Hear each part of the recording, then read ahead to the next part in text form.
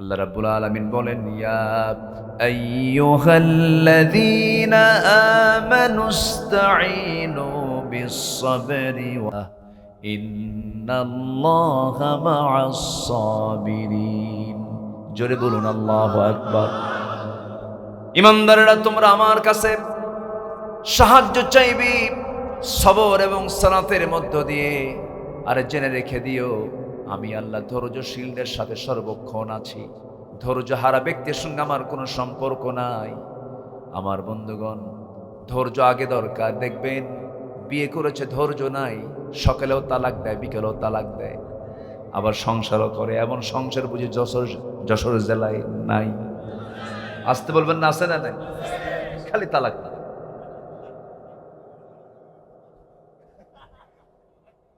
আমারে ফোন প্রায় প্রায় দিয়ে বলে, হুজুর তালাক তো মারছে। তালাক মারছেন তো কি হয়েছে হুজুর, একটু কি সমাধান টমাধান নাই? ফাঁক ফকর কিছু নাই? আবার ফাঁকও খোঁজ। আমার বন্ধুগণ, অসংখ্য পরিবার এমন আছে ধৈর্যচ্যুতির কারণে তালাক দিয়ে দেয়। ডিভোর্স হয়ে গেছে, তালাক হয়ে গেছে, সেই তালাক প্রাপ্তা বউটাকে নিয়ে আবার সংসার করছে, দিব্যে জেনার সংসার হচ্ছে, গুনাহ হয়ে যাচ্ছে। আখির জামানায় এমন চিত্র হবে, এমনটাও ভবিষ্যৎবাণী করেছেন মুহাম্মদ সাল্লাল্লাহু আলাইহি ওয়াসাল্লাম। আখির জামানায় এমন অবস্থা সৃষ্টি হবে, সবাই জানবে স্বামী স্ত্রীর সংসার কিন্তু জেনার সংসার। কেন হচ্ছে, কি জন্য হচ্ছে? এর মূল কারণ হলো, এক নাম্বার, ধৈর্য নাই, সবর নাই। স্বামী স্ত্রীর মধ্যে গন্ডগোল হয়েছে। ধৈর্যের পরিচয় সবচেয়ে বেশি দেবে কে? স্বামী না বউ? অনেকে শুক্রা সুজুর বউ। কে বলেন বলেন, বেশি পরিচয় কে দেবে? স্বামী দেবে।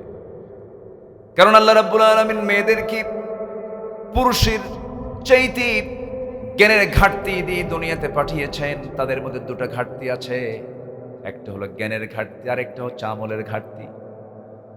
ইবাদতের ঘাটতি দিয়েছেন, জ্ঞানের ঘাটতি দিয়েছেন। আমার দেশের মুরব্বীরা প্রায় বলতেন, এখন এই কথাগুলো শোনা যায় না, 16 বছর, কারণ মহিলার দেশ চালিয়েছে। মুরব্বীরা বলতেন মেয়েদের বুদ্ধি হলো হাঁটুর নিচে। ঠিক করেন না, বাড়িতে বউ আছে, আবার আস্তে আস্তে। হ্যাঁ, জায়গা হবেন না কিন্তু। হ্যাঁ, কিন্তু তা নয়। আল্লাহ তাআলা নারীকে সম্মান দিয়েছেন, মর্যাদা দিয়েছেন। তবে আল্লাহ রাব্বুল আলামিন নারীদেরকে, রাসূল নিজে বলেছেন, তোমাদের কিছু ইলমের ঘাটতি আছে, জ্ঞানের ঘাটতি আছে, ইবাদতের ঘাটতি আছে। এই ঘাটতি পূরণ করার জন্য তোমরা বেশি বেশি করে দান করো। সঙ্গে সঙ্গে সাহাবীরা ধরে ফেললেন। মহিলা সাহাবীরা আড়াল থেকে বলছেন, ইয়া রাসূলুল্লাহ, জ্ঞানের ঘাটতি কি, ইলমের ঘাটতি কি, আর হচ্ছে আমাদের ইবাদতের আমলের ঘাটতিটা কি, একটু আমাদেরকে শিখিয়ে দেন। রাসূল বললেন, জ্ঞানের ঘাটতি হলো সাক্ষীর যখন প্রয়োজন হয়, পুরুষ একজন হলেই হয়, কিন্তু নারীর লাগে কয়জন? দুজন। তাহলে একজন পুরুষ সমান নারী দুজন। এরপরে তোমাদের আমলের ঘাটতি হলো, পুরুষ মানুষ সারা মাস, তারা সারা বছর, সারা জীবন তারা ইবাদত করতে পারে, নামাজ থেকে তারা মাহরুম থাকতে পারে না। নামাজ তাদের জন্য বাধ্যতামূলক। কিন্তু হাজারো তোমরা চেষ্টা করো না কেন, মাসের একটা নির্দিষ্ট সময় পর্যন্ত তোমরা নামাজের মতো ফরজ ইবাদত আদায় করতে পারো না। 3 থেকে 10 দিন পর্যন্ত হতে পারে। এটা তোমাদের আমলের ঘাটতি। আমার বন্ধুগণ, এই যে নারীদের জ্ঞানের ঘাটতি আছে, জ্ঞানের পূর্ণতা আছে, জ্ঞানের যে একটা শর্টনেস আছে, এটা দেওয়ার পিছনে একটা হিকমত আছে। কারণ নারী পুরুষের জ্ঞান যদি সমান হয়, নেতৃত্ব দিতে গেলে মারামারি লাগবে, ঠিক কিনা বলেন? পুরুষের গায়ের শক্তি বেশি না নারীর গায়ের শক্তি বেশি? অনেকে কইছে, হুজুর আমার বউয়ের গায়ের শক্তি বেশি। কিন্তু গড় এভারেজে বলছি, গড় ভাবে যদি আমরা দেখি, তাহলে পুরুষের গায়ের শক্তিটাই বেশি। চামড়া পুরুষের শক্তি মানে মজবুত না নারীর মজবুত? পুরুষের মজবুত, পুরুষের মজবুত, নারীর মজবুত শরীর নয়।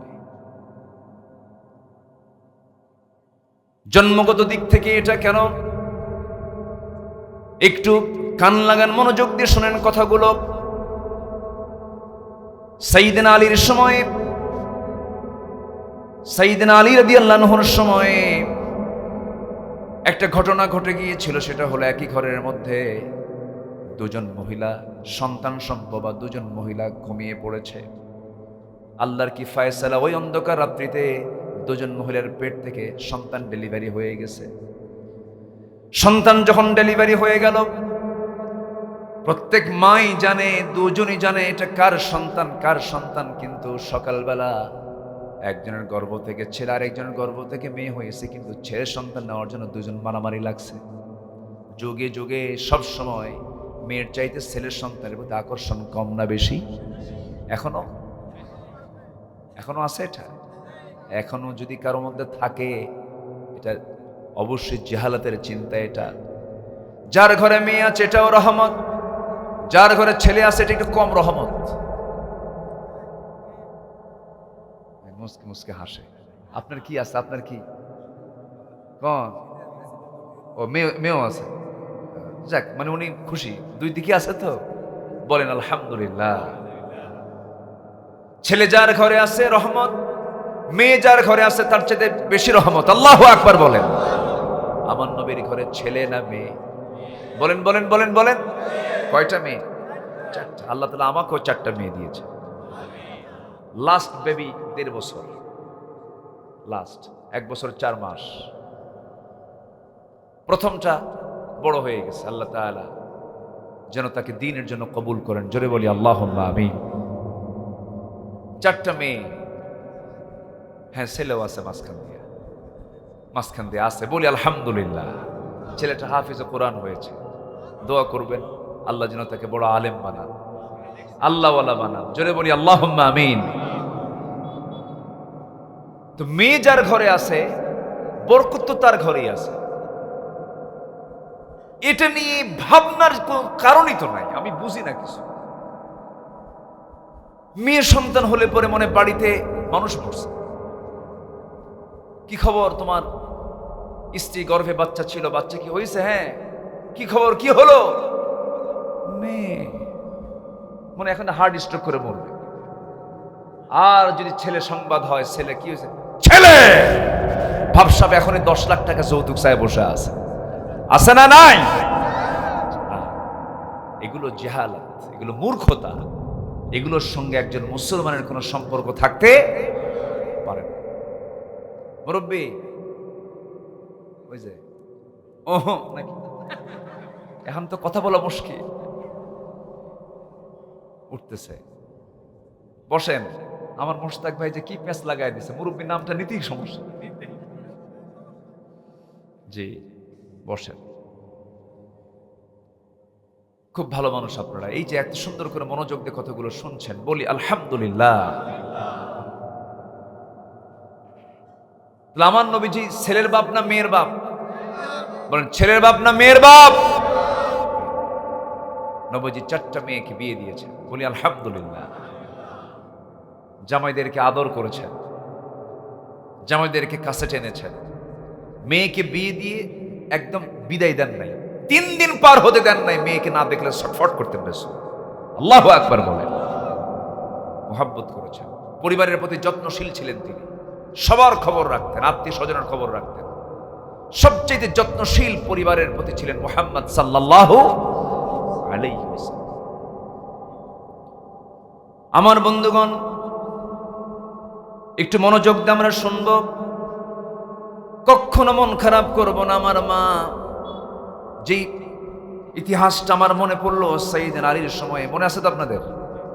সাইয়েদনা আলীর সময় একটা ঘরের মধ্যে দুজন মহিলা মারামারি শুরু করে দিয়েছে। এটা আমার ছেলে, এটা আমার ছেলে, এটা আমার ছেলে। মেয়ে সন্তান কেউ নিতে চায় না। সঙ্গে সঙ্গে সাইয়েদনা আলী বললেন,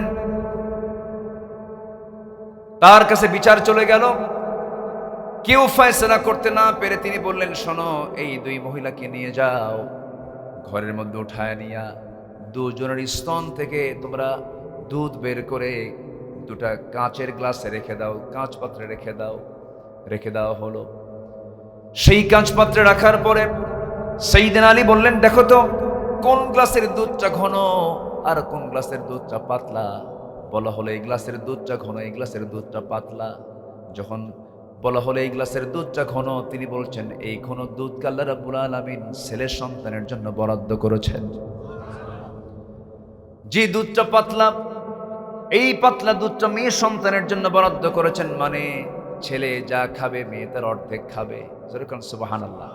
তাহলে খাদ্য অর্ধেক, সম্পদও বাবার থেকে সম্পদও কি অর্ধেক, খাবারও অর্ধেক, জ্ঞানও।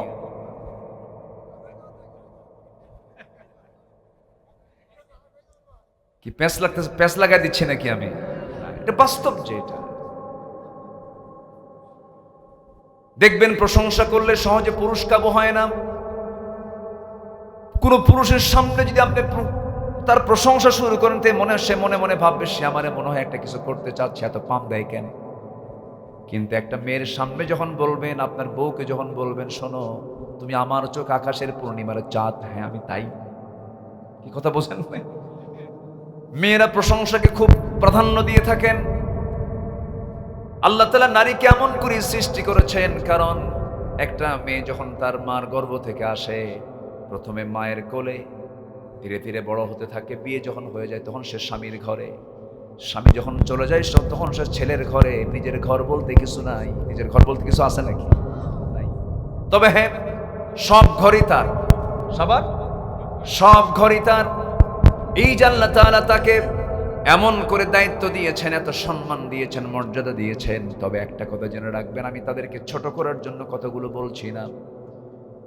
এই পৃথিবীতে কোন দিন কোন ধর্ম এত সম্মান দেয় নাই যে সম্মানটা নারীকে দিয়েছে। রাসূল বলেছেন, আমার কাছে তিনটা জিনিস প্রিয়। নাম্বার 1 হলো চক্ষু শীতলকারী নামাজ, নাম্বার 2 হলো সুগন্ধি, নাম্বার 3 হলো মাকে আমার দারুণ পছন্দ। জোরে কোন সুবহানাল্লাহ। নারী জাতি আমার কাছে পছন্দ। রাসূল নিজে বলেছেন, মেয়েদের ব্যাপারে ভূয়সী প্রশংসা করেছেন। রাসূল নিজে বক্তব্য দিয়ে স্পষ্ট করে দিয়েছেন, শোনো জান্নাত আল্লাহ রাব্বুল আলামিন রেখে দিয়েছেন। জান্নাতের ঠিকানা যদি তোমরা জানতে চাও, জান্নাতের ঠিকানা হতেছে মা জাতির পায়ের নিচে। জোরে কোন সুবহানাল্লাহ। কার পায়ের নিচে বলেন তো? মায়ের। এখন কোন মায়ের দাম কি কম না বেশি? আসতে বলবেন না, কম না বেশি? আল্লাহ জানেন নেতৃত্বের জন্য কিছু ব্যালেন্স করা দরকার। শক্তি, জ্ঞান সবকিছুকে ব্যালেন্স না করলে পরে নেতৃত্ব থাকবে না, চেইন অফ কমান্ড থাকবে না, রিজালু কাওয়ামুনা আলান নিসা এটা থাকবে না। আল্লাহ তাআলা সবকিছু বুঝে সৃষ্টির দিকটা তিনি ব্যালেন্স করেছেন।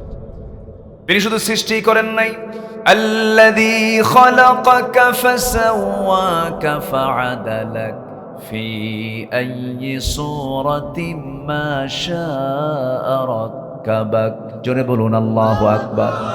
এখন প্রশ্ন হলো, দুধ কেন ঘন হলো, দুধ কেন পাতলা হলো? কি ঠিক কিনা বলেন? দুধ কেন ঘন হলো, দুধ কেন পাতলা হলো? ওয়াজ আবার শুরু হলো। জোরে বলি ইনশাআল্লাহ। আমরা 4টা আমল শিখে যাব, একটা আয়াত থেকে, 2টা আয়াত থেকে। সূরা রাদের 22 নম্বর আয়াতে 4টা আমল আল্লাহ পাক শিখিয়ে দিয়েছেন। কয়টা আমল? 4টা আমল শিখিয়ে দিয়ে বলছেন, এই 4টা আমল করো, আমি তোমাকে সুন্দর একটা জান্নাত দিয়ে দেব। শুধু সেই জান্নাতে তুমি প্রবেশ করবে না, তোমার বদৌলতে তোমার আব্বারও প্রবেশ করবে। আল্লাহু আকবার। আল্লাহ তাআলা এখানে বলেছেন, ওমান সালাহা মিন আবাইহিম ওয়া আজওয়াজিহিম। কিন্তু ওই আজর মার্কা বাপ হওয়া যাবে না। আজর কার বাপ? ওরে ওয়াজ তো সবাই জানে। ওয়াজ তো করা কঠিন। এটা তো কঠিন প্রশ্ন, তো এটা সহজ না। তো ইতিহাস ঘাটতে হয়। আল্লাহু আকবার বলেন। আজর কার বাপ? আর আমাদের বাপকে? ইব্রাহিম। আদম তো আছে, আমি যেটা মিন করছি। তাহলে আজর কার বাপ? বলেন বলেন বলেন। আর আমাদের বাপকে? আচ্ছা, ইব্রাহিম আলাইহিস সালাম কি মূর্তি বানাইছেন না ভাঙছেন? কার সন্তান হয়ে? যে কি বানাইতো। আর আমরা ইব্রাহিমের সন্তান হয়ে কি করি? আলহামদুলিল্লাহ। ঠিক আছে না? আমার বন্ধুগণ, আসরের মতো বাপ হলে পরে জান্নাত পাওয়া যাবে না। নেক্সট সন্তানের যদি বাপ হতে পারি, এটা আমার আপনার জন্য বোনাস। শুধু সে নিজে জান্নাতে যাবে না, তার আব্বা আম্মাকেও জান্নাতে নিয়ে যাবে। আল্লাহ তাআলা অর্ডার দিবেন, ও বান্দা তোর কার কার পছন্দ তুই নে, কাকে কাকে তোমার ভালো লাগে নিয়ে নাও, তাদেরকে নিয়ে তুমি জান্নাতে চলে যাও। কিন্তু জান্নাতে যাওয়ার জন্য কিছু পজিশন লাগবে।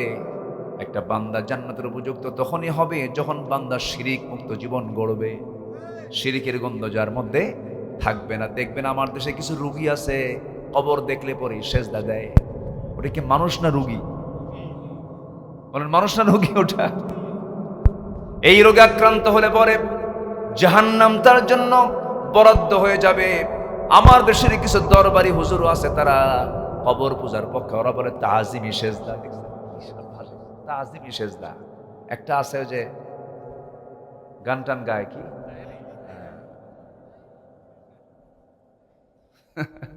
কি সিচুয়েশন, কি আমার দেশে যে কি চলছে এখন, এগুলোকে একটু ব্যালেন্স করা দরকার। বেহুদা বক্তব্য যারা দেবে তাদেরকে মঞ্চ থেকে নামায় দেওয়া দরকার, ঠিক কিনা? মঞ্চটাকে কলুষিত করছে একটা মহল, আয়াত নাই, হাদিস নাই, খাজা দিল কর তাজা, ইসমে জালাল, গাজার কলকি খাওয়া হালাল, যেরকম নাউজুবিল্লাহ। আছে না নাই? এদের সংখ্যাও কিন্তু কম না, অনেক। চিটাগাং গেলে তো উপায় নাই, কত যে মাজার আমার দেশে আছে। এক এলাকার নাম আছে 3 লাখ পীর। কয় লাখ পীর? 3 লাখ। মানিকগঞ্জে এক মাহফিলে গেছে কয়েক বছর আগে, যে গ্রামে মাহফিল সেই গ্রামে 350 পীর। তো বললাম আমারে দাওয়াত দিচ্ছেন কেন? হুজুর একটাও নামাজ পড়ে না।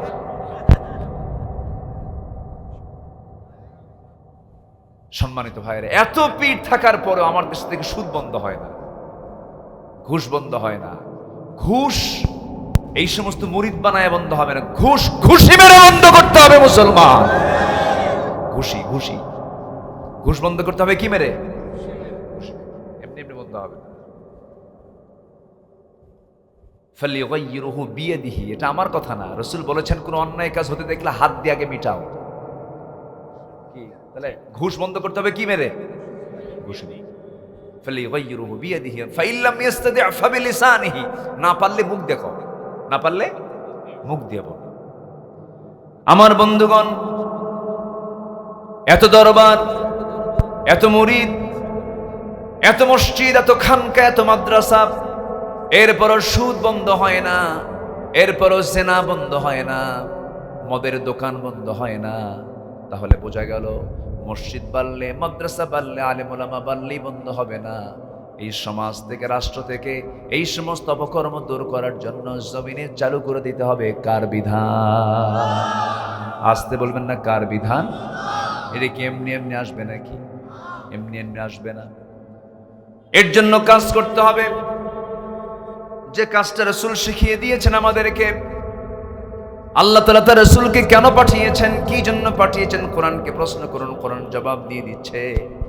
আমার সঙ্গে ঠোঁট মিলিয়ে সবাই বলুন, হুয়াল্লাযী আরসালা রাসূলাহু বিল হুদা ওয়া দীনিল হক লিইয়ুযহিরাহু আলাদ-দীনি কুল্লিহি ওয়া কাফা বিল্লাহি শাহীদা। জোরে বলুন আল্লাহু আকবার। তিনি সেই মহান প্রভু যিনি তার রাসূলকে দ্বীন হক দিয়ে দুনিয়াতে পাঠিয়েছেন, যেন তিনি কি করতে পারেন? সকল দিন করে আল্লাহর দ্বীনকে বিজয়ী করেন। এই জন্য আমি আল্লাহ তাকে দুনিয়াতে পাঠিয়েছি। এই দুনিয়াতে আল্লাহর দ্বীন ইসলাম ছাড়া আরো দিন, আরো মতবাদ দুনিয়াতে আছে না নাই বলেন? আচ্ছা, আমার দেশে চলছে আল্লাহর আইন না মানুষের আইন? বলেন বলেন, কার আইন চলছে? মানুষের আইন চলছে আমার দেশে। আমরা চাইবো কার আইন? আসেন দোয়া করে দিই, দু একজন করে ওঠে।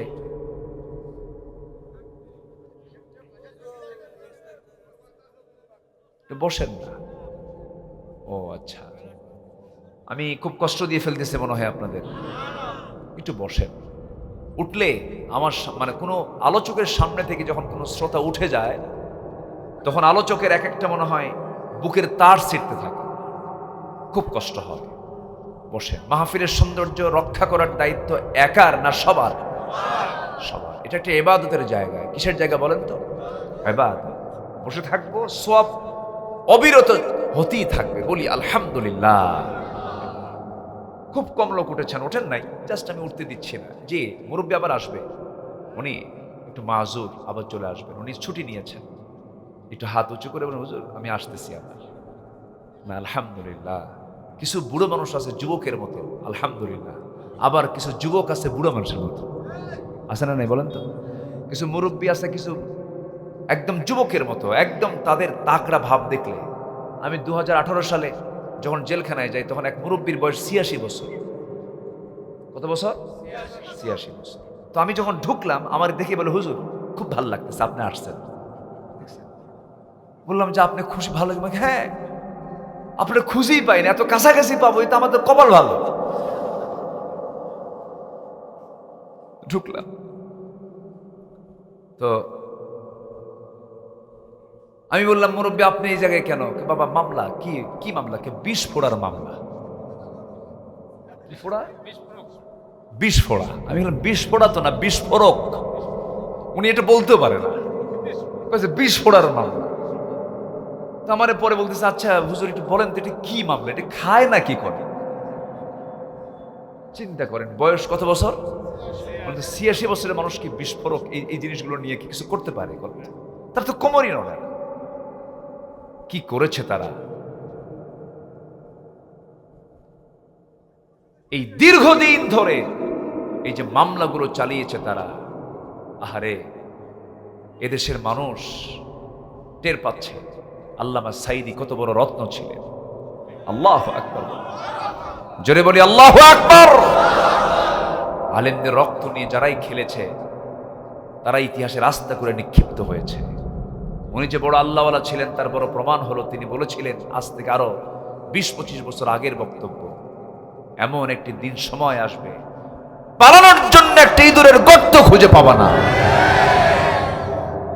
কালামানিক জায়া সিলেটে কলার পাতায় শুয়ে আছে। কি জানেন না? জানেন না? জানেন না? সিলেটবাসীকে ধন্যবাদ, বিসি আউট করে দিয়েছে। সম্মানিত ভাইয়েরা, আল্লাহ কি দেখান, কি দেখান না, কি করেন না আল্লাহ দেখেন। আল্লাহু আকবার বলেন। সম্মানিত ভাইয়েরা, উনি বলেছিলেন শুধু গোড়ায় একটা ঝাঁকি দেওয়া হবে, মামুর বাড়ি দিল্লি গিয়ে পড়বেন। একদম সোজা কোথায় গিয়ে পড়ছে, একদম নামে নাম মিলে গেছে। সম্মানিত ভাইয়েরা, সেই মহান ব্যক্তি এদেশের মানুষ গড়ার কারিগর, হতাশাগ্রস্ত যুবকদের আলোর দিশা ছিলেন তিনি। অযোগ্য অবাধ্য সন্তানদের অনুগত সন্তানের রূপ দিয়েছেন যার বক্তব্য দিয়ে, তিনি হচ্ছেন আল্লামা সাঈদী।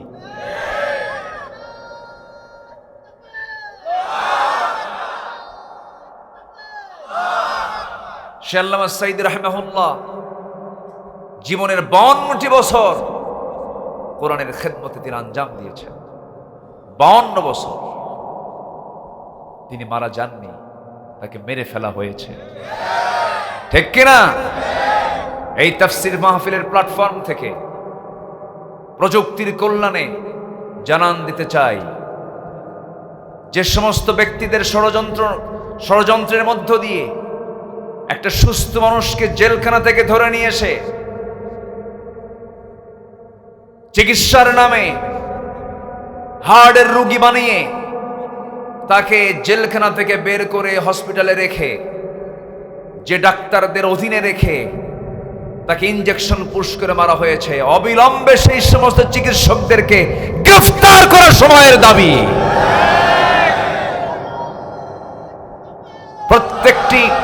প্রত্যেকটি হত্যার বিচার হওয়ার দরকার আছে না নাই? আমার এই সমস্ত যুবক ছেলেদের কি অপরাধ ছিল? তারা শুধু বলেছিল বৈষম্য দূর করো, আমিও পড়ি তোমরাও পড়বা, আমার চাকরি হবে না তোমার চাকরি হবে। এটা কেমন কথা? কোঠা বাতিল করতে হবে।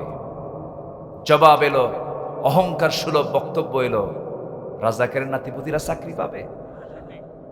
অহংকার শব্দটা যদিও ছোট, কিন্তু এটার ভয়ঙ্কর চিত্র দেখায় দেন কে? আস্তে বলুন, ভয়ঙ্কর চিত্র দেখায় দেন কে? শুধু অহংকার করেছিল। রাজাকার শব্দ ছিল ব্যান্ড শব্দ, সে রাজাকার শব্দ হয়ে গেল ব্র্যান্ড শব্দ। সবাই বলে ফেললো আমি কে, তুমি কে। সম্মানিত ভাইয়েরা, আমরা ৭১কে স্বীকার করব না কেন? ৭১-এ যারা জীবন দিয়েছেন অবশ্যই আমরা তাদেরকে সম্মান করি। দেশ স্বাধীনতার জন্য ৭১-এর ভূমিকা যাদের ছিল অবশ্যই আমরা তাদেরকে অনার করি। ৫২-এর ভাষা আন্দোলন যারা করেছেন আমরা তাদেরকে সম্মান করি। আমাদের তারা অগ্রজ, তারা অনেক দেশের জন্য অনেক ত্যাগ স্বীকার করেছেন। কিন্তু ২০২৪ সালেও এমন ত্যাগ আছে না নাই? আসতে বলবেন না, আছে না নাই? ওই সমস্ত হত্যার যদি বিচার হতে পারে, ২০২৪ সালের ৫ই অগাস্ট পর্যন্ত যতগুলো নিরপরাধ, নিরীহ, বোঝে না, বয়স কম, এই সমস্ত ছেলে পেলে একটা ন্যায্য অধিকার প্রতিষ্ঠার জন্য রাজপথে নেমেছিল, এই সমস্ত নিরপরাধ ছাত্রদের উপরে কেন গুলিবর্ষণ করা হয়েছিল? এটি কি অন্যায় নয়? এটি কি অন্যায় নয়? শুকিয়ে যাওয়া রক্তের যদি বিচার হয়, এই তো তাজা রক্ত কয়েকদিন আগে চলে গেছে, এদেরও বিচার হওয়ার দরকার আছে না নাই? কষ্ট হচ্ছে? আলোচনা চালিয়ে যাই, আলোচনা চালাই, জোরে বলি ইনশাআল্লাহ। আমার বন্ধুগণ, তবে হ্যাঁ, আমাকে আপনাকে সবরের পরিচয় দিতে হবে, ধৈর্যের পরিচয় দিতে হবে, তাছাড়া কোনো কাজে সফল হতে পারবো না। দাঁড়িয়ে থাকাও কিন্তু ধৈর্যের পরিচয়, এই যে বসে আছেন এটাও কিন্তু ধৈর্যের পরিচয়।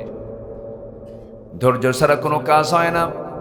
এই যে ২০২৪ সালের ৫ অগাস্ট পর্যন্ত যে আন্দোলনটা হলো, ওই সমস্ত ছাত্রদের দিল থেকে ভয়টা দূর করে দিয়েছিলেন তিনি আমার কে? ভয় না। স্বরাষ্ট্রমন্ত্রীকে এক পুলিশ অফিসার বলে, স্যার কি করব, গুলি করি, একটা মরে আর বাকিগুলো দৌড়ায় না, ওরা আরো আগায় আসে। তো এই দিল থেকে ভয়টা দূর করে দিয়েছেন তিনি কে? বিজয় দিয়েছেন কে?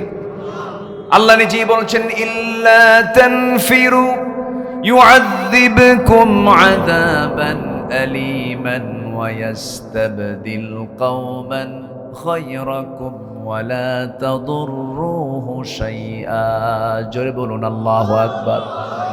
তোমরা যদি পালাও তাহলে তোমাদের পরিবর্তে এমন একটা জালিম গোষ্ঠীকে তোমাদের উপরে চাপিয়ে দেব, তুমি তাদের কোনো ক্ষতি করতে পারবে না। তাহলে পালালে পরে বিপদ হয়ে যেত কম না বেশি? বেশি। কিন্তু বিপদ দূর করার জন্য ওই সমস্ত যুবকদের দিল থেকে ভয় দূর করে দিয়েছেন তিনি আমার কে?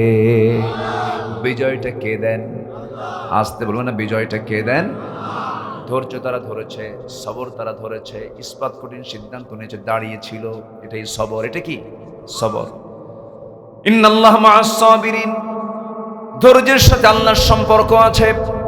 এই জন্য ধৈর্যটা সবচেয়ে বড় একটা বিশাল গুণ ইমানদারের জীবনে। সবচেয়ে বড় ধৈর্য হলো, ধৈর্যের কিছু সংজ্ঞা আছে। ১ নাম্বার হলো ধৈর্য তাকেই বলে যে বান্দা পাপ কাজ থেকে নিজেকে বিরত রাখে, হলো সবচেয়ে বড় ধৈর্যশীল। যে বান্দা পাপকে সয়ে না, পাপকে স্পর্শ করে না, এটাই সবচেয়ে বড় সাবরের পরিচয়। এর চেয়ে বড় ধৈর্যশীল আর কিছুই হতে পারে না। আজকের সমাজে পাপ করা সহজ না, নেক আমল করা সহজ। বলেন কোনটা সহজ? পাপ কাজ করা সহজ। আপনি মদ খাবেন, কেউ কিছু বলবে না। আপনি জিনার দিকে যাবেন, কেউ কিছু বলবে না। আপনি সুদ খাবেন, কেউ কিছু বলবে না। ঘুষ খাবেন, কেউ কিছু বলে না। কিন্তু ইসলামী রাষ্ট্র যদি হয়ে যায়, কোরআনের আইন যদি চালু হয়ে যায়, এই সমস্ত কাজগুলো করা বান্দার জন্য সহজ হবে না, কঠিন হবে? কঠিন হয়ে যাবে। একটা ইসলামী সমাজের বৈশিষ্ট্য হলো সহজ হবে, মন্দ কাজটা করা কঠিন হয়ে যাবে। আর অনিসলামী সমাজের বৈশিষ্ট্য হলো ভালো কাজ করা কঠিন হবে, মন্দ কাজ করাটা পানির মতো সোজা হয়ে যাবে। যা আজকের সমাজে আছে না নাই? এক হাজী সাহেব হজ করতে গেছে, আমি 2015 সালে একসঙ্গে যাচ্ছিলাম। হাজী সাহেব বিমানে চললেন। বিমান বালাগুলো পুরুষ হয় না মহিলা হয়? মহিলা হয়। অসুন্দরী না সুন্দরী? বয়স কানা কম বয়সী, নির্দিষ্ট একটা বয়সী কম বয়সী মেয়েরা বিমানবালার চাকরি পেয়ে যায়, তাদেরকে ওই কন্ডিশনেই তাদেরকে চাকরি দেওয়া হয়। এক মুরব্বী আমার সঙ্গে হজে চললেন, মুরব্বী মানুষ, ওই বিমানের সিট বেল্ট বাঁধতে পারেন না। এক মহিলা বিমান ক্রু, বিমানবালা এসে তার বেল্ট লাগায় দিয়ে বলে, চাচার কোনো সমস্যা আছে নাকি? আমার দিকে তাকায় বলে, বাবা এটাই কি হজ নাকি? মুরব্বী তো গ্রামের মানুষ। আমি বললাম, চাচা যাওয়ার সময়ও পাবেন, আসার সময়ও পাবেন, মাশাআল্লাহ। এই কথা কি বুঝতেছেন আপনারা? পাপ কাজের জন্য সব জায়গায় মোহরা আছে। একটা কোম্পানির অ্যাড দিতে গিয়েও পুরুষের চাইতে মেয়ের পরিমাণ কম না বেশি বলেন? মোবাইলে আপনি রিং দিয়েছেন সলিমুদ্দিকে, সলিমুদ্দির ফোন বন্ধ, উত্তরে জবাব, ভিতর থেকে জবাব দিয়ে দেয়, দুঃখিত এই মুহূর্তে সংযোগ দেওয়া পুরুষ না মহিলা? মাশাআল্লাহ। এইরকম করে গুনাহগার করার জন্য বারবার বিভিন্ন দিক থেকে আপনাকে বিভিন্নভাবে আপনাকে আকর্ষণ করা হচ্ছে। এই সমাজে চলতে গেলে ঈমানটা ধরে রাখাটা সহজ নয়, অনেক ধৈর্যের প্রয়োজন আছে, খুব ধৈর্যের প্রয়োজন আছে। ধৈর্যের প্রয়োজন সবার আগে আল্লাহ এই জন্য বলছেন, ওয়াল্লাযীনা সাবারু ইবতিগা ওয়াজহি রাব্বিহিম ওয়া আকামুস সালাতা ওয়া আনফাকু মিম্মা রাযাকনাহুম সিররান ওয়া আলানিয়া ওয়া ইয়াদরাউনা বিল হাসানাতিস সাইয়্যিআহ উলাইকা লাহুম উকবাদ দার। জোরে বলুন আল্লাহু আকবার। একটু কান লাগান, মনোযোগ দিয়ে শুনুন। নাম্বার 1, 4টা কাজের 1 নাম্বার কাজ হলো, যারা আল্লাহর সন্তুষ্টির জন্য যারা সবর ধরবে, বিপদে মুসিবতে যারা আল্লাহকে ডাকবে, ভুলে যাবে না। এই পৃথিবীতে আল্লাহর পছন্দের বান্দা যারা বিপদে আক্রান্ত হয়েছেন তারাই সবচেয়ে বেশি। আশাদ্দুন নাসি বালাউল আম্বিয়া সুম্মাল আমসাল ফাল আমসাল। এই দুনিয়াতে সবচেয়ে বেশি বালা মুসিবতের শিকার হয়েছেন প্রথম হলো আম্বিয়া কেরাম, পৃথিবীর প্রথম মানুষ। এই দুনিয়াতে আল্লাহ তাআলা তাদের দুজনকে পাঠিয়ে দিয়েছেন। এই দুজন মানুষের নাম কি বলেন? বলেন। দুজন দু জায়গায় পড়লেন, এমন বিপদে পড়ে গেলেন, মুসিবতে পড়ে গেলেন, ধৈর্যের পরিচয় দিলেন, চোখের পানি ফেলতে ফেলতে আল্লাহর কাছে দোয়া করলেন। একটা দোয়া আমরা সবাই পারি, কিন্তু অনেকে জানেন এই দোয়াটা কে শিখিয়েছেন? পৃথিবীর প্রথম দোয়া, মানুষের জীবনের প্রথম দোয়া, আসমান জমিনের প্রথম দোয়া, একজন পয়গম্বর এই দোয়াটা প্রথম করেছেন। সেই দোয়াটা হলো, সবাই বলেন, রব্বানা যালামনা আনফুসানা ওয়া ইল্লাম তাগফির লানা ওয়া তারহামনা লানাকুনান্না মিনাল খাসিরিন। জোরে বলুন আল্লাহু আকবার। এই দোয়াটা আমরা সবাই পারি, কিন্তু এই দোয়াটা শিখিয়েছেন প্রথম কে? আদম আলাইহিস সালাতু ওয়াস সালাম। দোয়া শিখিয়েছেন ইব্রাহিম আলাইহিস সালাতু ওয়াস সালাম। তিনি দোয়া করেছেন, রব্বানা তাকাব্বাল মিন্না ইন্নাকা আনতাস সামিউল আলিম ওয়া তুব আলাইনা ইন্নাকা আনতাত তাওয়াবুর রহিম। জোরে বলুন আল্লাহু আকবার। দোয়া শিখিয়েছেন ইউনূস আলাইহিস সালাতু ওয়াস সালাম। যারা পারেন আওয়াজ দিয়ে আমার সঙ্গে ঠোঁট মিলায়া বলুন, লা ইলাহা ইল্লা আনতা সুবহানাকা ইন্নী কুনতু মিনাজ জালিমিন। জোরে বলুন আল্লাহু আকবার। আইয়ুব আলাইহিস সালাতু ওয়াস সালাম দোয়া শিখিয়েছেন, রব্বি আন্নী মাসসানিয়াদ দুররু ওয়া আনতা আরহামুর রাহিমিন। জোরে বলুন আল্লাহু আকবার। আমার নবীর দোয়া সবাই বলেন, রব্বানা আতিনা ফিদ দুনিয়া হাসানাতাও ওয়া ফিল আখিরাতি হাসানাতাও ওয়া কিনা আযাবান নার ওয়াজআলনাল জান্নাতা মাআল আবরার। জোরে বলুন আল্লাহু আকবার। আমার বন্ধুগণ, কোন নবী বিপদে পড়েন নাই, মুসিবতে পড়েন নাই? একটা মুসিবতের কথা মনে পড়ে গেল আমার নবীর জীবনে। পারিবারিক মুসিবতে পড়েছিলেন, মুনাফিকদের দ্বারা তিনি আক্রান্ত হয়েছিলেন। আমার নবীজির একাধিক স্ত্রী ছিল। আমার নবীর একটা স্ত্রী ছিল না, একাধিক স্ত্রী ছিল। একাধিক স্ত্রী ছিল। একাধিক স্ত্রী কিন্তু লালন পালন বড় কঠিন ব্যাপার। এক বউ লালন পালন করা সহজ ব্যাপার। এই জন্য আল্লাহ তাআলা পরামর্শ দিয়েছেন একটাই যথেষ্ট, ফাওয়াহিদাতান, একটাই ভালো, উত্তম। আলহামদুলিল্লাহ। মায়েরা খুব খুশি, হুজুর একটু বুঝায় দেন, খালি আমাদের হুমকি মারে, বিয়ে কিন্তু আরেকটা করুন। একটু বসেন, আমাকে না বলে অনেকে চলে যাচ্ছেন, আমি কিছু বলবো না, কারণ 12টা পার হয়ে গেছে তো, মানুষের তো কর্মজীবন আছে, আগামীকালের অনেক কাজ আছে। আমার মনে হয় একটু দোয়া করে দিলে নাকি, কি করবো বলেন? তাহলে যে আপনার পাশে থেকে উঠবে তাকে ধরায় দিবেন, বসায় দিবেন, ব্যাস বসায় দিবেন। হ্যাঁ বসো। গ্রামের নাম কি আর উপজেলার নাম কি? মনিরাম, এটা গয়েশ। এইদিকে এই নামগুলো এখনো আছে, কিন্তু এই গ্রামে শুনলাম যে কোনো হিন্দু মানুষ নাই। এই গ্রামে নাই, আগে ছিল এক সময়, এখন নাই। তবে হিন্দুরাও আমাদের ভাই, তারা তো মানুষ, আমরা তাদেরকে সম্মান করব। আমরা তাদের মন্দির পাহারা দেই, কিন্তু তারা আমাদের মসজিদ পাহারা দিতে পারে না। ঠিক কিনা বলেন? তার সবচেয়ে বড় সাক্ষী হলো ভারত, ঠিক কিনা? বাবরি মসজিদকে আছে না, হাতুড়ি দিয়ে ভাঙছে ওরা, কিন্তু ওদের মন্দিরকে আমরা ভাঙি। আমরা শিখিয়েছি পৃথিবীতে অন্য ধর্মকে সম্মান করতে। আল্লাহু আকবার বলেন। সম্মানিত ভাইরা, হ্যাঁ ইসলাম শিখিয়েছে, আমরা তো ইসলাম মানি। জি ঠিক আছে, মানার চেষ্টা করি। সম্মানিত বন্ধুগণ, তামান নবীজি তার পারিবারিক জীবন একটা বড় পরীক্ষার মধ্যে পড়েছিলেন। তো কি ধৈর্যের পরিচয় দেখেন। মুনাফিক আগেও ছিল, নবীর জানতেন যে লোকটা মুনাফিক, কিন্তু তাকে নিয়ে কিন্তু আবার রাসূল ছিলেন। আজকের সমাজে মুনাফিক মনে হয় নাই, তবে মনিরামপুরে নাই। মনিরামপুরে মুনাফিক আছে, মারাত্মক ভয়ঙ্কর এরা। এদেরকে চেনা খুব মুশকিল। এদের কথা হলো ফেরেশতার মতো, খুব সুন্দর কথা বলে। যারা বেশি সুন্দর কথা বলে তাদের কথার মধ্যে রহস্য থাকে। আর দেখবেন কিছু কিছু বুড়ো চাচা আছে, কিছু মুরব্বী আছে, একদম সামনে যা পায় তাই মেরে দেয় একদম, কিন্তু লোকটা ভালো আছে না? বলেন তো। সোজা কথা এক মুখে হয়, সোজা কথা কি একদিকে হয়, আর সুন্দর কথা নানান দিকে হয়। তবে হ্যাঁ, কথা সুন্দর করেই বলা উচিত। অকুলু লিন্নাসি হুসনা, সুন্দর করে কথা বলা উচিত। তবে মুনাফিকরা এই সুন্দর কথার নামে তারা পেঁচ লাগায় দেয়। আমার নবীজি বনু মুস্তালিক থেকে ফিরে আসতেছিলেন। নবীজি কোন সফরে গেলে বউকে রেখে যেতেন না, বউকে সাথে নিয়ে যেতেন, কারণ বউ হলো ইমানের পাহারাদার। বউ ইমানের কি পাহারাদার, বউকে সাথে নিয়ে চলবেন। আপনি মার্কেটে গেছেন, বাইরে গেছেন, বাজারে গেছেন, পাশে বউ আছে, অন্য কোনো নারীর দিকে তাকানোর কোনো হিম্মত?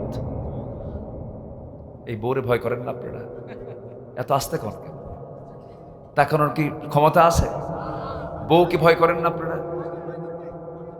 হ্যাঁ, বর্তমানে কেন, আগের থেকেই আপনিও ভয় করেন, কোনো উপায় নাই তো। ভয় না করলে সংসারিত হবে। বউরে আমিও ভয় করি, সবাই ভয় করে। এই ভয় হচ্ছে সম্মান। এই ভয়টা কি বলেন তো? সম্মান। বউকে না সম্মান করলে পরে পরিবার টিকবে না। আমার নবীজি সারা জীবন বউকে আগে খাওয়ায়া দিয়েছেন, এরপরে রাসূল খেয়েছেন। নিজের ঘর নিজে ঝাড়ু দিয়েছেন। আম্মা জান আয়েশা বলেন, নবীর কাছে এক গ্লাস ভর্তি দুধ নিয়ে যেতাম, রাসূলকে এত জোরাজোরি করতাম, হুজুর আপনি আগে খান। রাসূল খেতেনই না, আমার দিকে ঠেলে দিয়ে বলতেন, আয়েশা তুমি শুরু করো, আমি শেষ করে দেব।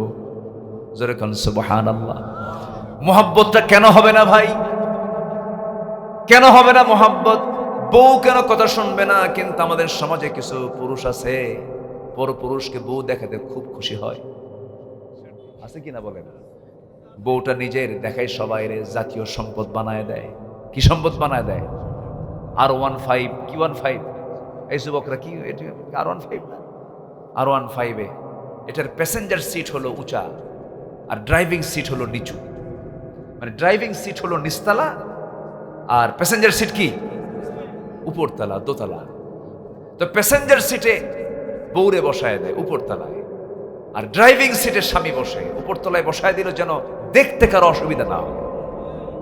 গোটা কেশবপুর, মনিরামপুর, বাগারপাড়া থেকে শুরু করে নিয়ে একদম বাগাচারা পর্যন্ত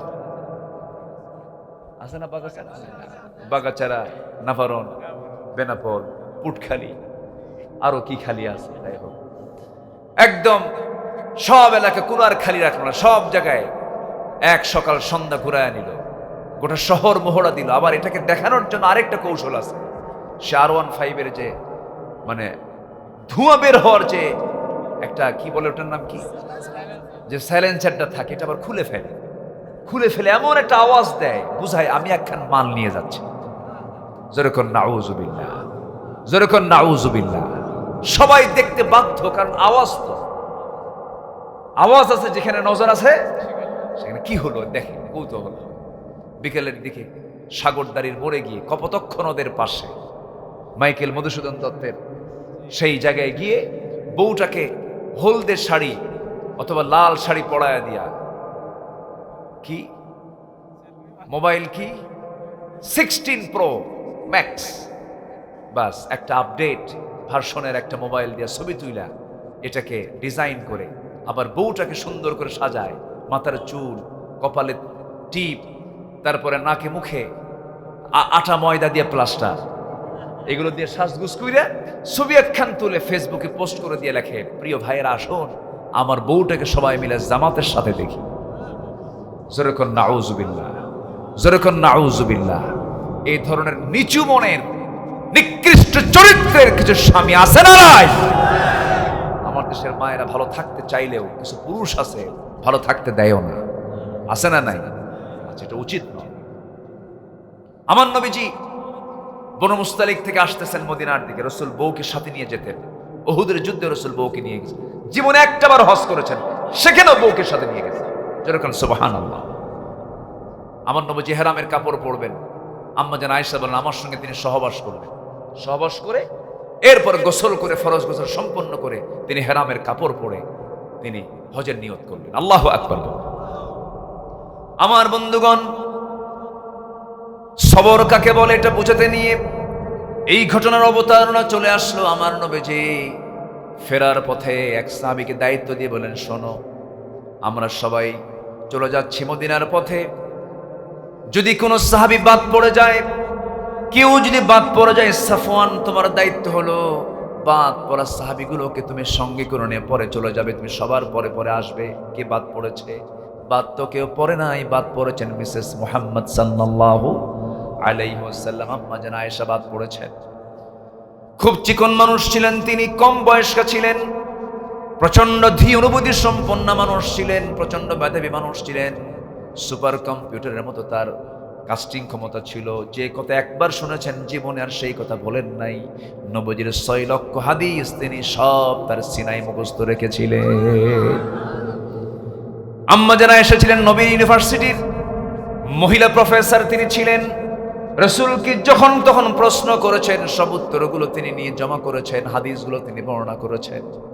আম্মা জান আয়েশা সে এত বড় দামি সাহাবী ছিলেন, আমার নবীর স্ত্রীর মর্যাদা পেয়েছিলেন। তিনি যখন আসতে নিলেন সেই বনু মুস্তালিক থেকে বাদ তো কেউ পড়েন নাই, রাসূল বাদ পড়েছেন নবীজির স্ত্রী আম্মা জান আয়েশা, তিনি বাদ পড়লেন কেমন করে? উটের পিঠে তিনি পালকিতে বসা ছিলেন, হাওদায় বসা ছিলেন। হঠাৎ করে তিনি বললেন, ও সাহাবী, আমাকে নামিয়ে দাও, হাজতের প্রয়োজন হয়েছে, আমাকে নামিয়ে দাও। হাওদা উটের পিঠ থেকে নামানো হলো, সেখান থেকে নামলেন, আড়ালে চলে গেলেন, শৌচ কার্য কমপ্লিট করলেন। শৌচ কার্য কমপ্লিট করে আসতে নিয়ে তার দেরি হয়ে গেল। এইদিকে দায়িত্বপ্রাপ্ত সাহাবী হাওদাটা ভেবেছেন মনে হয় আম্মা জান আয়েশা চলে আসছেন, হাওদার মধ্যে ঢুকেছেন। হাওদাটা হাতের মধ্যে নিয়ে আস্তে করে উটের পিঠে উঠায়া দিলেন। এখন প্রশ্ন হলো, একটা মানুষ থাকলে তো তার ওজনটা বেশি হবে, তার তো টের পাওয়ার কথা। আম্মা জান আয়েশা এত চিকন ছিলেন যে হাওদার মধ্যে থাকলেও যে ওজন, না থাকলেও সে ওজন।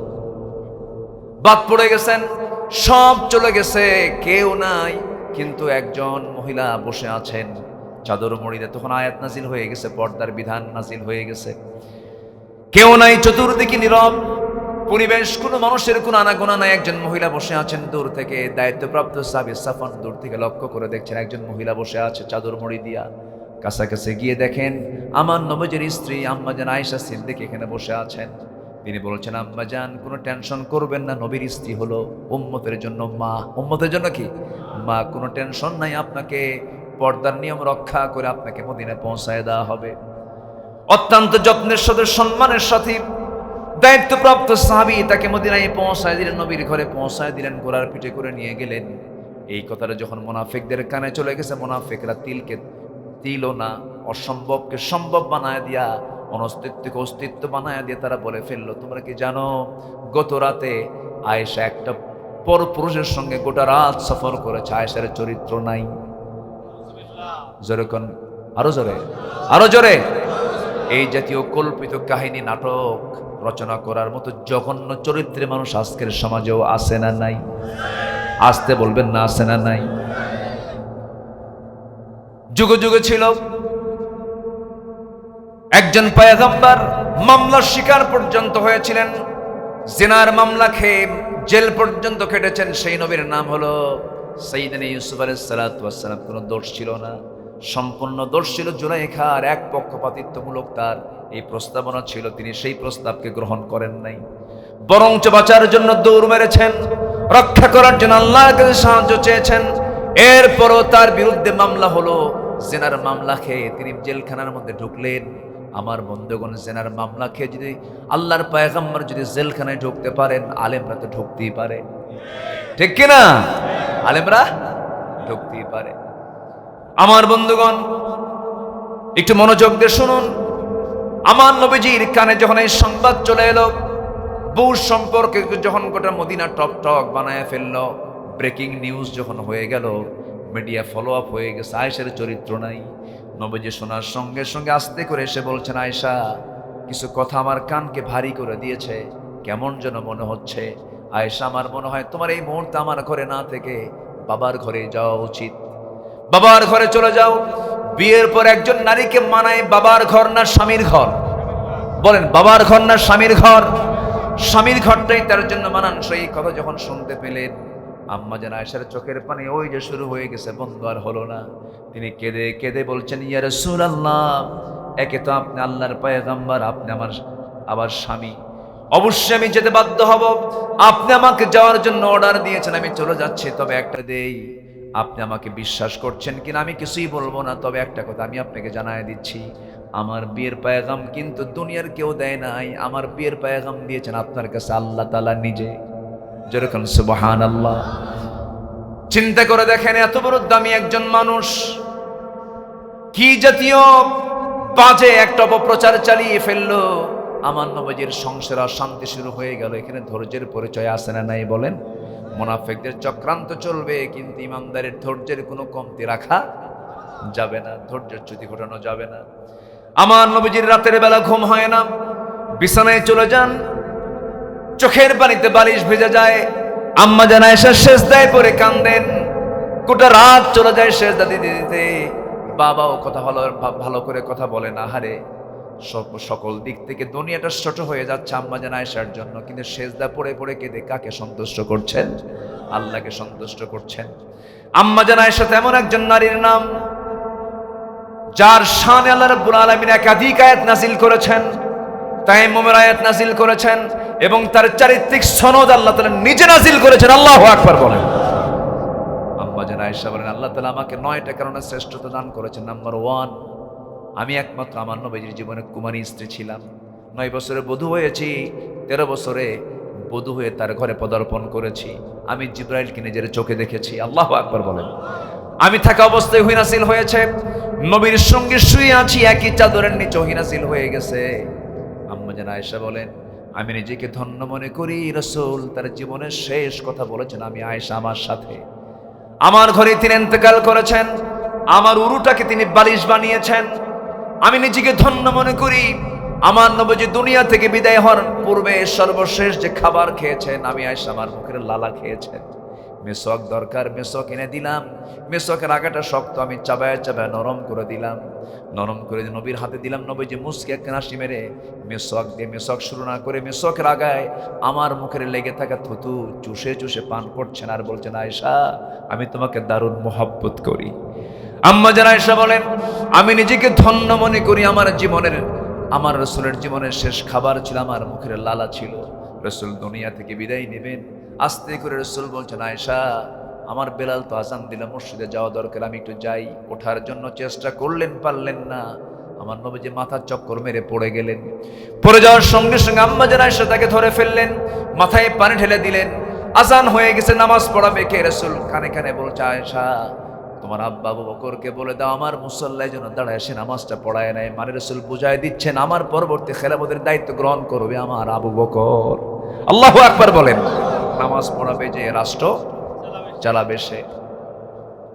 আমার বন্ধুগণ, আমার নবীজি শেষ পর্যন্ত বলছেন, আয়েশা আমি একটু সাহাবীদের নামাজ দেখবো, আমাকে নিয়ে যাও। জানালার কাছে নিয়ে যাওয়া হলো। রাসূল আম্মা জান আয়েশার পিঠে হাত দিয়ে ভর দিয়ে দিয়ে নামাজের দৃশ্যগুলো দেখছিলেন। আমার নবীজির সেই সময় দুইটা দাঁত নাই। কি দুইটা দাঁত নাই, কোমরটা কুঁজো হয়ে গেছে। আমার নবীজি উহুদের ময়দানে দাঁত হারিয়ে ফেলেছেন, আর খন্দকের প্রান্তরে কোদাল মারতে মারতে কোমর হারায় ফেলেছিলেন। কোমর কুঁজো রাসূল, দাঁত ভাঙ্গা রাসূল দুনিয়া থেকে বিদায় নেবেন এমন সময় হঠাৎ করে আমার নবীজির বিরুদ্ধে ষড়যন্ত্র করে ইহুদিরা খাবারের মধ্যে বিষ ঢুকিয়ে দিয়েছিল, সেই বিষক্রিয়া শুরু হয়ে গেছে। সব যন্ত্রণা একসঙ্গে শুরু হয়ে গেছে, রাসূল মারা যাবেন। আম্মা জান আয়েশা তাকে ধরলেন। আমার নবীজির সাহাবে কেরামদের নামাজের দৃশ্য দেখছিলেন, এমন সময় নবীজির চক্ষু বেয়ে বেয়ে গড়ে গড়ে পানি পড়ছিল, চোখের অশ্রু ঝরছিল। আম্মা জান আয়েশা বলছেন, হুজুর আপনি কাঁদেন কেন? আপনার সাহাবীরা তো নামাজে ব্যস্ত হয়ে পড়েছে, কান্নার তো কোনো কারণ দেখি না। আমার নবীজির সঙ্গে সঙ্গে বলছেন, আয়েশা রে আমার চোখের পানি যে দেখতেছো দুঃখের নয়, এটা চরম আনন্দের। তুমি কি জানো এই নামাজ কায়েমের জন্য তায়েফের মানুষগুলো আমাকে পাগল মনে করে মারতো।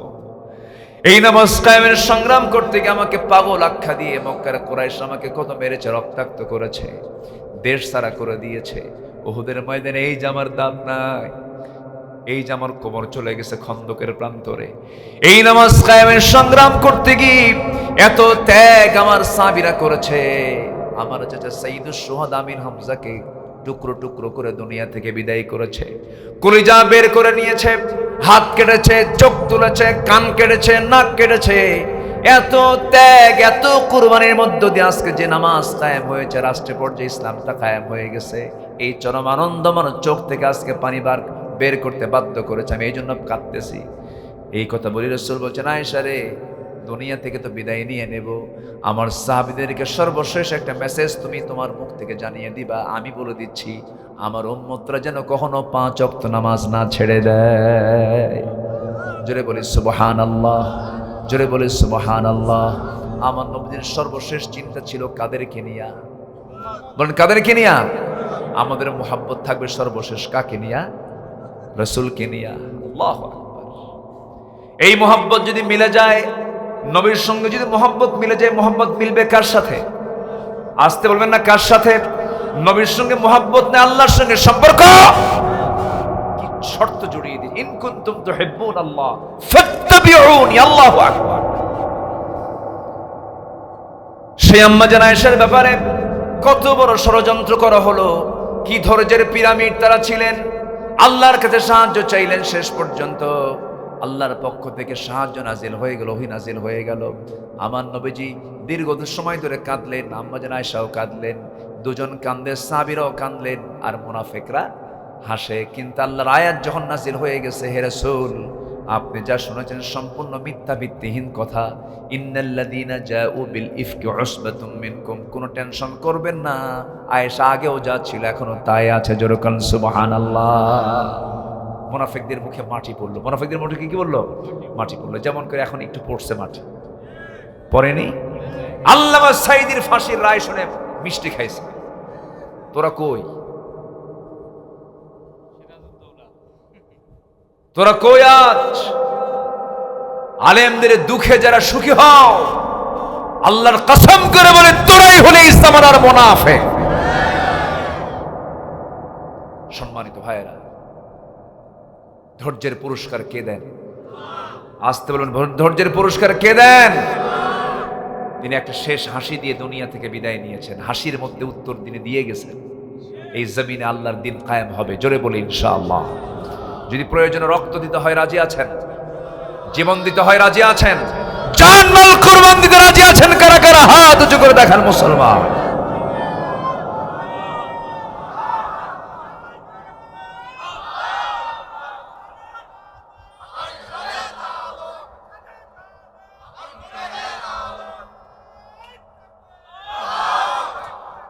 আল্লাহ কবুল করুন, জোরে বলি আমিন।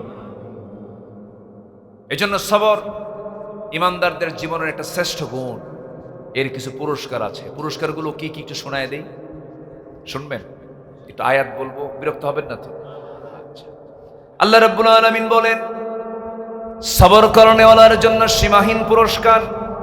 কুল ইয়া ইবাদিল্লাযীনা আমানুত্তাকু রাব্বাকুম লিল্লাযীনা আহসানু ফি হাযিহিদ দুনিয়া হাসানাহ ওয়া আরদুল্লাহি ওয়াসিআহ ইন্নামা ইউওয়াফফাস সাবিরুন আজরাহুম বিগাইরি হিসাব। জোরে বলুন আল্লাহু আকবার। নাম্বার 2 হলো আল্লাহর সঙ্গে থাকার অঙ্গীকার। আল্লাহ তার সঙ্গে থেকে যাবেন যারা ধৈর্যশীল। যে আয়াতটা আমি বলেছিলাম এর সঙ্গে আল্লাহ তাআলা আরেকটা আয়াত মিলায়া দিচ্ছেন, ওয়া আতিউল্লাহা ওয়া রাসূলাহু ওয়া লা তানাযাউ ফাতাফশিলু ওয়া তাযহাবা রিহুকুম ওয়াসবিরু ইন্নাল্লাহা মা'আস সাবিরিন। জোরে বলুন আল্লাহু আকবার। নাম্বার 3 হলো ধৈর্যের মাধ্যমে বিপদ মোকাবেলার নির্দেশ আল্লাহ রাব্বুল আলামিন করে দিয়েছেন। ওয়ালানাবলুওয়ান্নাকুম বিশাইইম মিনাল খাউফ ওয়াল জু'i ওয়া নাকসিম মিনাল আমওয়াল ওয়াল আনফুসি ওয়াথ থামারাত ওয়া বাশশিরিস সাবিরিন। জোরে বলুন আল্লাহু আকবার। নাম্বার 4 হলো ষড়যন্ত্রের মুখোমুখি সমরের মাধ্যমে আল্লাহর উপরে তাওয়াক্কুল। আল্লাহ রাব্বুল আলামিন বান্দাকে বলছেন, বান্দা যখন কোনো বিপদে পড়বে সবর ধরবে, পুরস্কার দিবেন কে? আল্লাহ তাআলা। নাম্বার 5 হলো ধৈর্যের মাধ্যমে কষ্টকে সহজ করা। যে আয়াতটা আমি বলে দিয়েছি, আল্লাহ তাআলা সকল কষ্ট দূর করবেন ধৈর্যের মধ্য দিয়ে। জোরে কোন সুবহানাল্লাহ। নাম্বার 6 হলো সবর হলো আল্লাহর পক্ষ থেকে বিশেষ একটা পরীক্ষা। আল্লাহ রাব্বুল আলামিন পরীক্ষা করেন, ওয়ালানাবলুওয়ান্নাকুম হাত্তা না'লামাল মুজাহিদিনা মিনকুম ওয়াস-সাবিরিন ওয়া নাবলুয়া আখবারাকুম। আল্লাহ রাব্বুল আলামিন ধৈর্যের মধ্য দিয়ে পরীক্ষা করেন।